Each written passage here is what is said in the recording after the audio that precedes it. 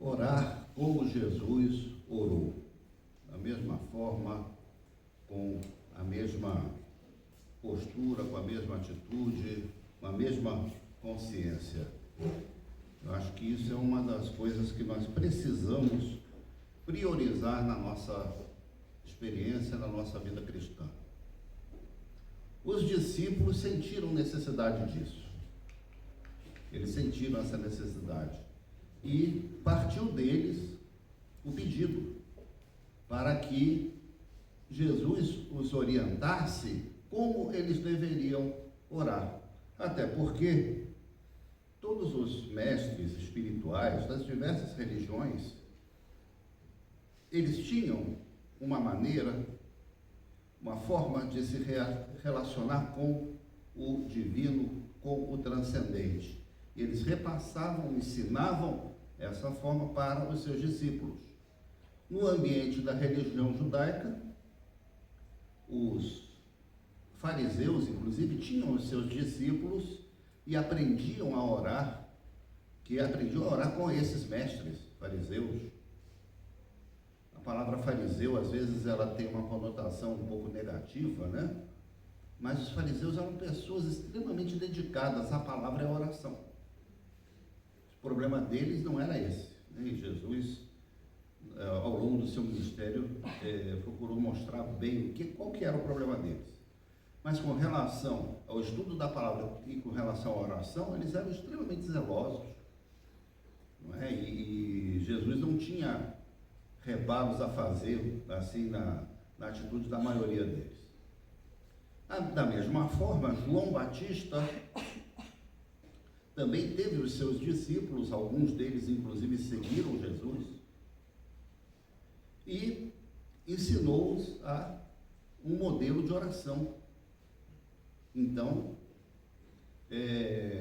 os discípulos de Jesus que não tinham passado por João Batista, notaram que aqueles que tinham vindo dessa experiência tinham uma forma de orar. Então eles pediram a Jesus: ensina para a gente como é que a gente deve orar.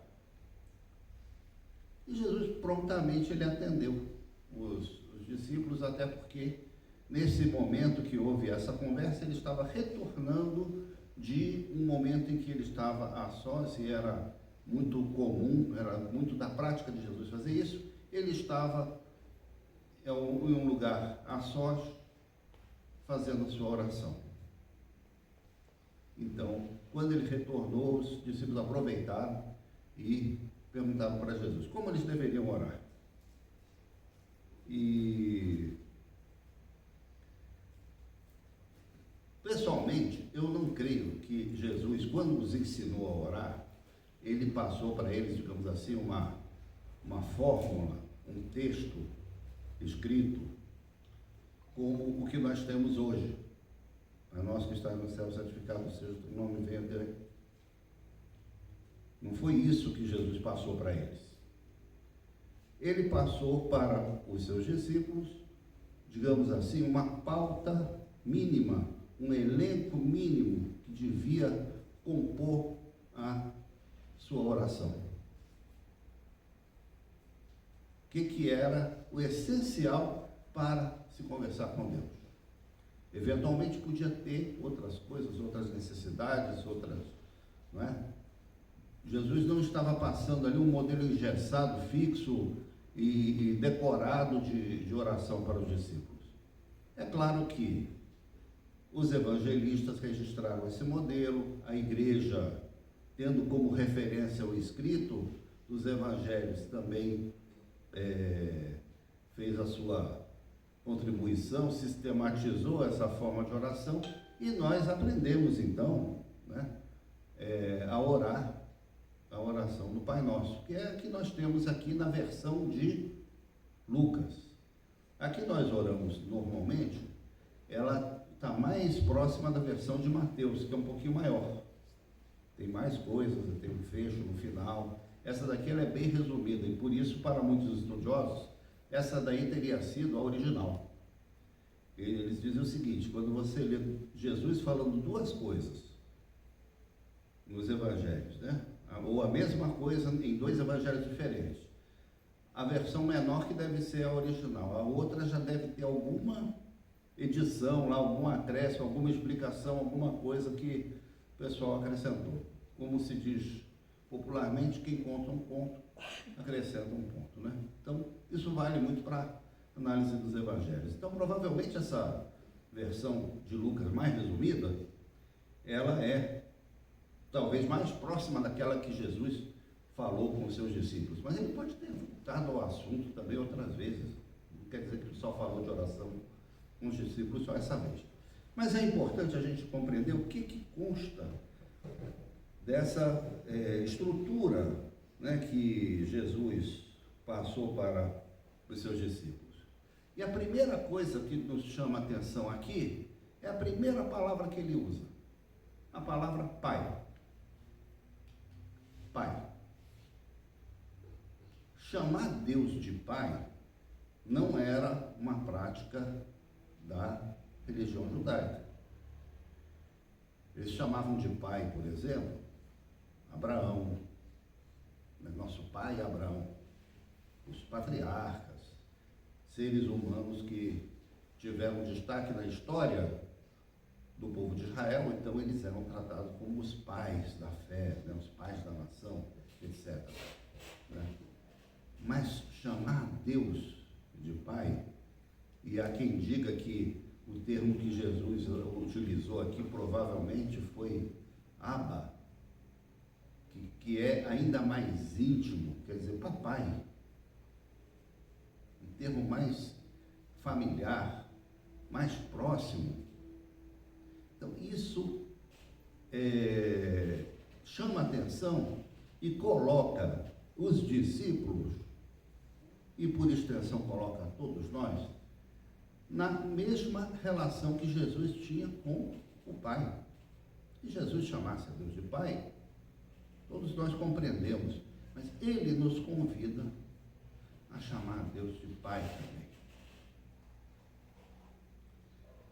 Para nós não é novidade, a gente, né, provavelmente aprendeu desde criança a chamar Deus de Papai do Céu, né? Quem é de família evangélica que provavelmente já tinha essa, né, prática.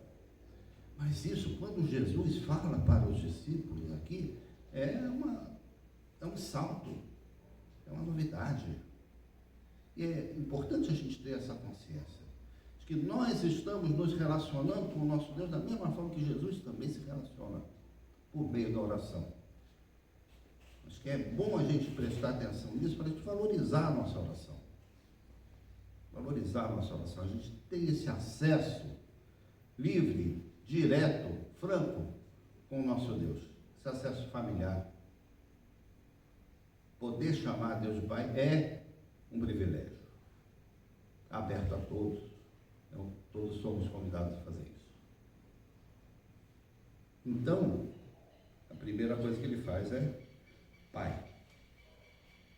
E aí, ele apresenta 5 pedidos, 5 desejos. O primeiro é aquele: santificado seja o teu nome. Santificado seja o teu nome, ou seja, é Pai, ótimo. É meu Pai, é próximo, não é? Eu desfruto dessa intimidade, mas tendo consciência de que esse Pai, ele é absolutamente santo. É o absolutamente outro, no dizer de Calvart, não é? Totalmente outro. Ele está em um outro plano, em um outro nível, ele é santo, ele é especial. Daí o seu nome, então, ser mais precioso. Daí o seu nome não poder ser usado de qualquer forma, como infelizmente nós temos o hábito de fazer, né, no dia a dia, e não só nós, como especialmente políticos, né, lideranças religiosas, enfiam Deus em determinadas situações que nada tem a ver com ele e usam o nome de Deus para sustentar opiniões absolutamente pessoais, interesses absolutamente pessoais, interesses nem sempre muito claros, não é? Opiniões assim muito opacas, sem muita transparência, e Deus entra ali para dar esse suporte. Isso a gente não pode fazer. O nome de Deus é santo.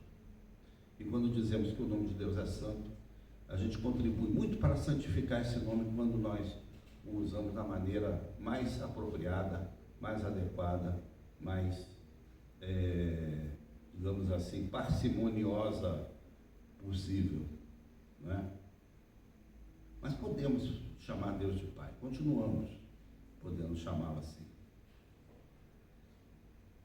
Então esse desejo, na realidade, é um reconhecimento, né, da grandeza e da santidade de Deus. O primeiro pedido, propriamente, é aquele ali: venha o teu reino. Venha o teu reino. Eu não vou pedir primeiro a solução para o meu problema, a solução para os problemas do mundo, todas as outras coisas, né? Na hierarquia dos pedidos, ele vem em primeiro lugar: venha o teu reino. O que é absolutamente coerente com aquilo que Jesus diz em outras partes, quando ele diz assim: buscai primeiro o reino de Deus, e todas as outras coisas vão vir depois. Todas as outras coisas são acréscimos, todas as outras coisas são complemento. Mas a primeira coisa a ser pedida, a ser buscada, e na oração a ser apresentada diante de Deus, é isso: é o desejo de que o reino de Deus venha, que o reino de Deus se realize no nosso meio. Então é com esse espírito que a gente deve estar em oração diante de Deus, desejando o seu reino.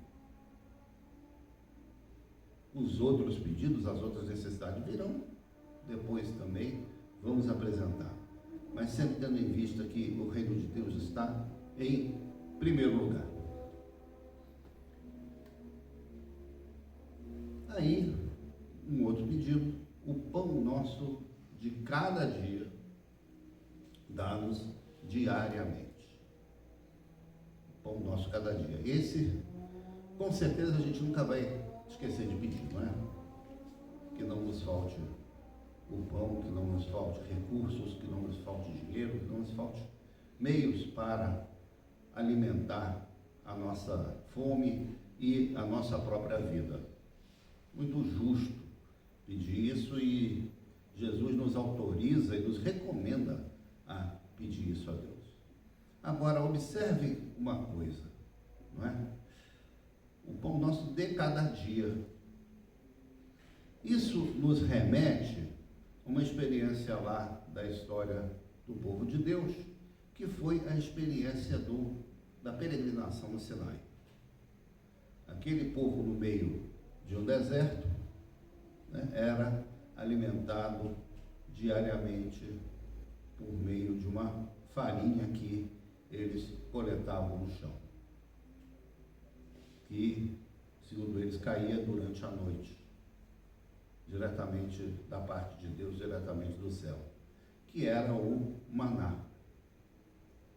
Com o maná, eles então faziam o pão, eles faziam bolos, eles faziam macarrão, eles faziam um monte de coisas que serviam para alimentar o povo, juntamente com alguma caça ou alguma carne que eles achavam lá no meio do caminho. Era a alimentação básica deles. O maná era fornecido uma vez por dia. E quando alguém queria juntar bastante maná, para ter mais maná do que os outros, o que acontecia? O maná mofava, ele se estragava, dava bicho. Não adiantava guardar de um dia para o outro. Ou você aproveitava o maná daquele dia, fresquinho, ou você não podia jogar aquele fora e confiar no outro que viesse. Aproveitar aquele que caía a cada dia. A cada dia. Essa é uma grande lição, né? É uma grande lição para a nossa vida. A gente confiar em Deus no nosso dia a dia.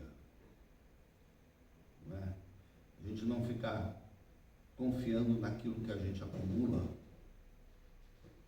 Eu sei que, economicamente falando, né? Se não existir acumulação, acaba o nosso sistema, né, produtivo, econômico, financeiro, né, Regis? Que seria das pessoas se acumular, né, valores, ativos, poupança e tal. Está no coração da nossa economia, da nossa vida, não é?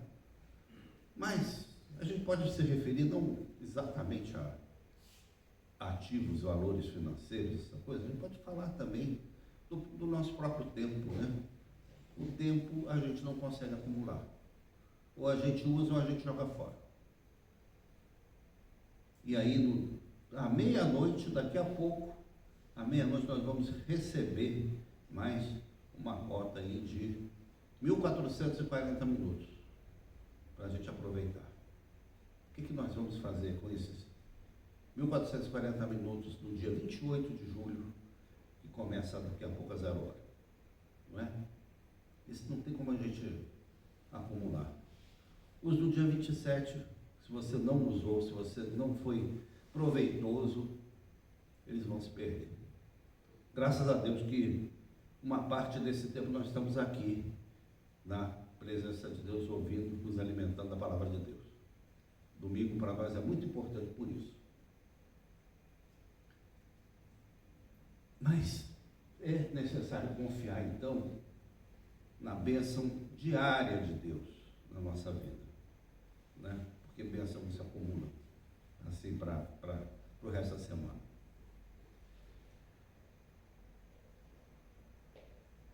Aí vem um pedido que nos coloca na relação horizontal e vertical. Nos coloca nesses dois planos. Porque ele diz assim: perdoa os nossos pecados. E aqui é um pedido que eu faço para Deus, para o Pai. Perdoa os nossos pecados. Porém, ele diz o seguinte: pois também nós perdoamos a todo que nos deve. Então, o horizontal e o vertical, a cruz está aqui, acontecendo ao mesmo tempo de uma forma quase assim que condicionada, não é? Nós pedimos perdão dos nossos pecados a Deus, pois, quer dizer, tem uma conjunção aqui, porque nós também perdoamos aos nossos semelhantes, né? A todos os que nos devem, a todos que fizeram alguma coisa contra a gente, a todos que pisaram na bola com a gente, né?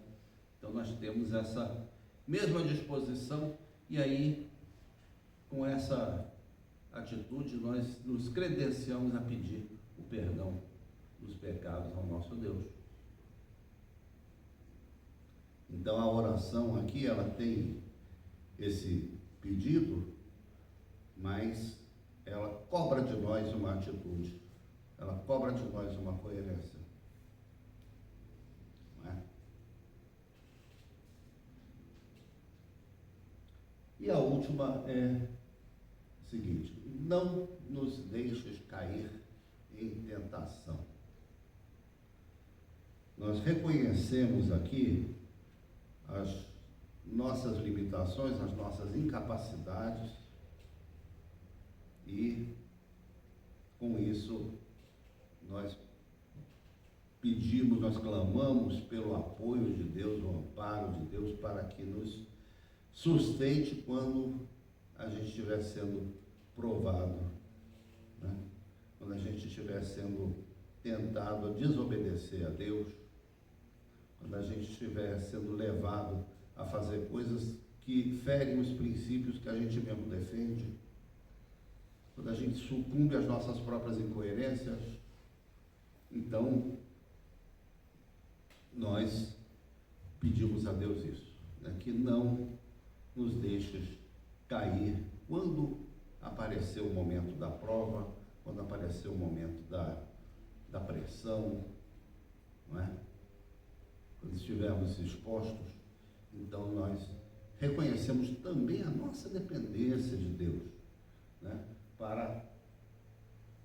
Nós não confiamos plenamente em todas as nossas capacidades, em toda a nossa firmeza de caráter, de princípios, não.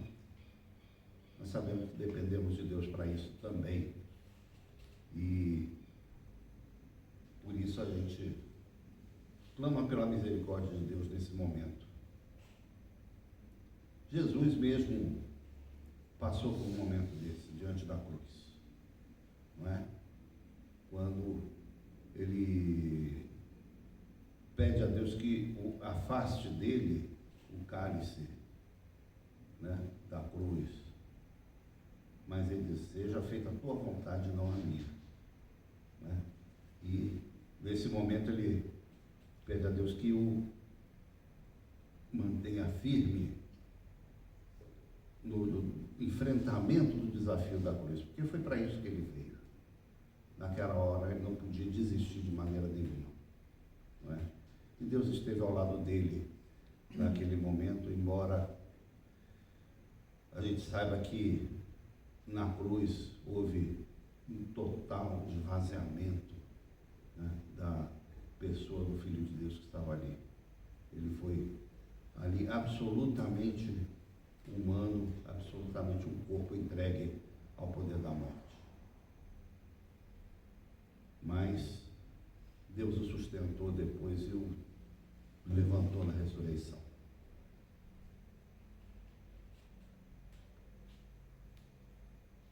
Então esse esquema simples de um vocativo, né, do Pai e desses pedidos é a coisa mais básica, né, a oração mais básica que Jesus ensinou para os seus discípulos, que nós muitas vezes repetimos, né, mas é aquele negócio da recitação, né? Na recitação a gente vai encadeando palavras e tal, não pensa mais no que está falando, né? Então a oração do Pai Nosso, ela acontece, ela aparece nas circunstâncias mais interessantes possíveis, né? Tem muito time de futebol que antes de entrar em campo, né, junta todo mundo lá, né, todo mundo se abraça e faz aquele Pai Nosso assim, que ele, né? Pai Nosso que está no céu, santificado seja o teu nome. Depois emenda uma Ave Maria, por aí. Como se fosse um amuleto, né? Como se fosse uma coisa mágica. Não era uma coisa mágica, né? Mas é uma coisa extremamente vivencial, extremamente aplicada ali, prática, para a vivência dos discípulos de Jesus, né? Para atender uma necessidade que eles mesmos tinham manifestado. Esse capítulo 11 de Lucas, ele tem mais duas referências. Pode passar, por favor. Quando Jesus diz o seguinte, ele cita a circunstância de um amigo que vai pedir um favor a outro amigo no meio da noite, não é? Você hoje ir à noite pedir um favor na casa dos outros, é algo que pode acontecer, mas já fica assim um pouco, né? Dependendo do horário, a gente estranha um pouco. Mas pelo menos você vai te encontrar lá ou vendo televisão, ou no computador, ou fazendo alguma coisa muito mais tarde que você vai estar dormindo. As pessoas no tempo de Jesus dormiam quando o sol escurecia, né? Então, dormiam bem mais cedo, né? E aí aparece alguém lá batendo na porta lá do lado de fora, aquela porta com aquelas trancas, né? Com aqueles ferros, parecido com a nossa porta aqui da igreja, né? E a pessoa que atende, que ouve a batida, diz: olha, eu já fui dormir, meus filhos estão dormindo. Se eu for ter que abrir a porta agora, não sei se vocês já repararam o barulho que faz a nossa porta aqui quando a gente Abre e fecha, né? Plec, plec, plec, plec, plec. As crianças vão acordar, vai ser aquela bagunça, né? Eu não quero acordar as crianças. Mas, pela amizade, pela proximidade, pela intimidade e, eu digo assim, sobretudo, pela convivência mútua, pela solidariedade mútua que deve haver dentro de uma comunidade, porque hoje sou eu que estou precisando do seu favor, sou eu que estou batendo na sua porta, né? Amanhã é você que está batendo na minha porta, não é? Então, as comunidades dos tempos bíblicos, elas tinham muito em vista isso. Uma mão lava a outra, né? Então, ele não vai deixar de atender, né? Porque é o vizinho dele que está precisando ali, né? E se ele tiver, então, os pães que ele precisa para atender aquela visita que chegou inesperadamente no meio da noite, ele vai ceder. Essa é a nossa relação com Deus, uma relação de proximidade, uma relação de vizinhança, uma relação de confiança. Deus não vai bater a porta na nossa cara, de maneira nenhuma, né? Pode até não nos fornecer exatamente o que a gente está pedindo, mas Ele vai nos atender, vai nos abrir a sua porta.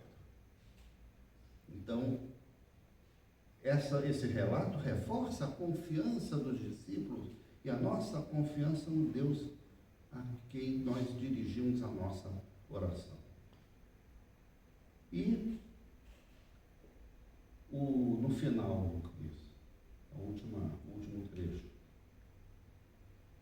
Peçam e será dado, busquem e acharão, batam e a porta será aberta para vocês. E ele diz: quem de vocês sendo pai, olha o pai que ele se referiu lá atrás, né? Ele retoma a figura do pai.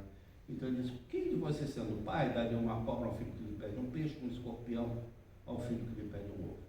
Ora, se vocês que são maus sabeis dar coisas boas aos seus filhos, quanto mais o Pai Celeste dará o Espírito Santo aos que lhe pedirem. E aqui ele fala de algo extremamente precioso. Não está falando só de coisinhas do dia a dia que a gente precisa, que a gente pede para o Pai, mas o próprio Espírito de Deus está acessível a nós. O próprio Espírito de Deus, a sua própria expressão, a sua própria natureza. Até isso a gente pode e deve pedir ao Pai, não é? E se isso é acessível para nós, todas as outras coisas devem ser. Porque Ele é Pai, né? Como Jesus afirmou lá no começo. Então essas lições do capítulo 11 de Lucas são muito preciosas para nós, são aplicáveis imediatamente na nossa vida de fé, na nossa vida de oração, na nossa, né, no nosso dia a dia. Hoje, quando a gente chegar em casa, que a gente for orar, a gente já pode lembrar de tudo isso que nós lemos, que nós compartilhamos nessa noite. E que o Senhor nos abençoe, enriqueça a nossa fé e dialogue conosco por meio da oração. Amém?